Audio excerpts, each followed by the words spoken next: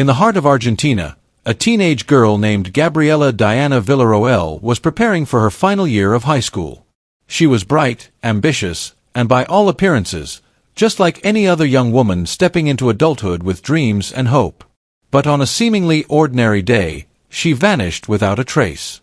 What began as a missing persons case quickly unraveled into a deeply unsettling tale, one that revealed a secret relationship and ended in an unthinkable act committed by someone no one would have suspected. This is the story of how innocence was shattered, how truth was buried, and how justice struggled to catch up. This is the case of Gabriela Villarroel. Gabriela Diana Villarroel was born in 1998 in Argentina. Though born on Argentine soil, she was the daughter of Bolivian immigrants. Her early childhood was marked by separation. When she was just 6 years old, her parents split up. From then on, Gabriela was raised by her mother, Liliana Chambi, and her stepfather, Cesar Garcia. She had a younger sister, 4 years her junior, and despite the complexities of blended families, her life seemed relatively stable. Her family lived in the province of Salta, a region surrounded by mountains and known for its tight-knit communities. Those who knew Gabriela described her as quiet, respectful, and reserved. She kept her circle small but was always polite and helpful. Teachers remembered her as a disciplined student with aspirations of building a better life. But behind the calm exterior, Gabriela carried a secret, one that would only come to light after her disappearance. It was late 2015. Gabriela was 17 and nearing the end of her high school education. On October 15th, she left home as usual, supposedly to attend a class. But she never returned. Her mother, alarmed by her absence, contacted the police within hours. The search began immediately. Flyers went up, calls were made, and local news began covering the story. The community rallied around the family, hoping she had just run away temporarily or gone to visit someone. But days turned into weeks. And slowly, the truth began to surface. Investigators started digging into Gabriela's social life, her phone records, and most crucially, the people she trusted. The investigation uncovered something unexpected. Gabriela had been involved in a long-standing and clandestine relationship with her own uncle, David Chambi. David wasn't just a distant relative. He was Liliana's younger brother, a man who had been a constant presence in Gabriela's life since she was a child. While the family had always viewed him as trustworthy, it turned out that the bond he had with Gabriela crossed all boundaries of morality and legality. According to investigators, the relationship had started when Gabriela was just 13 years old. David was in his 30s at the time. The connection between them remained hidden for years. Gabriela had never spoken openly about it, not to friends or family. David, for his part, maintained the illusion of being a caring uncle. But in private, the dynamic was vastly different.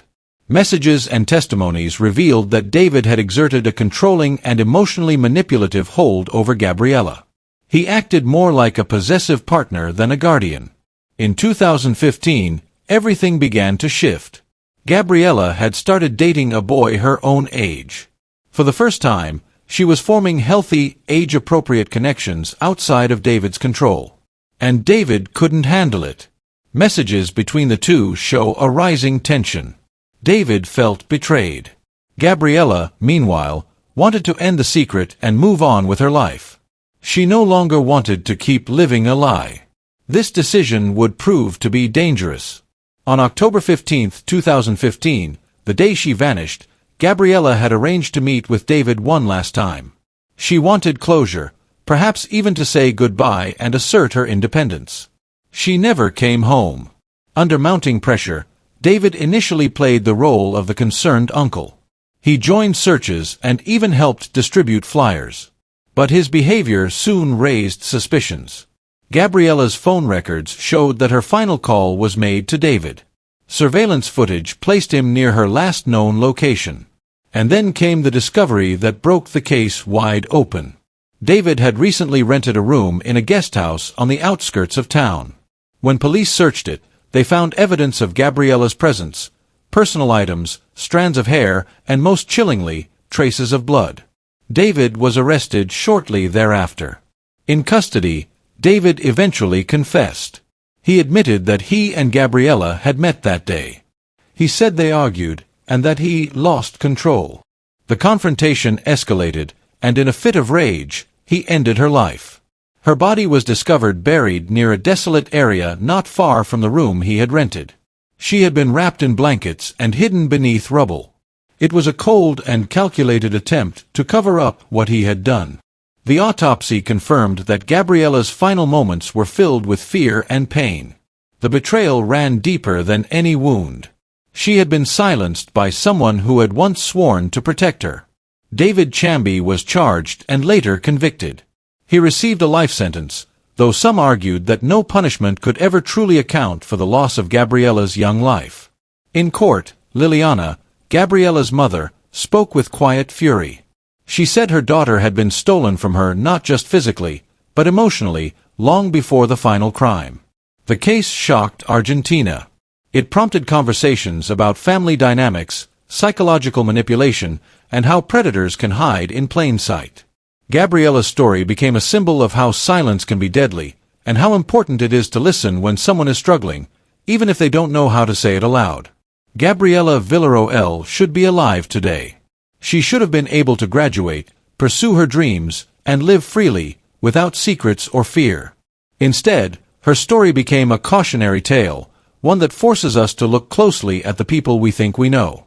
At Deep Dive Truth, we believe that stories like Gabriela's must be told, not to sensationalize, but to understand. To question the structures that fail young people. And to ensure that the next Gabriela has a chance to be heard before it's too late. Thank you for watching. Please consider sharing this video if Gabriela's story moved you. And as always, stay safe, stay aware, and stay curious. If you enjoyed this video and want to dive deeper into more cases like this one, make sure to subscribe to our channel. Don't forget to like the video if you found the story compelling, and share it with your friends and family who might be interested in true crime and mysteries. By subscribing, you'll stay up to date with all our latest content and join a growing community of curious minds exploring the most fascinating cases. Click the notification bell so you never miss an upload. Your support means everything.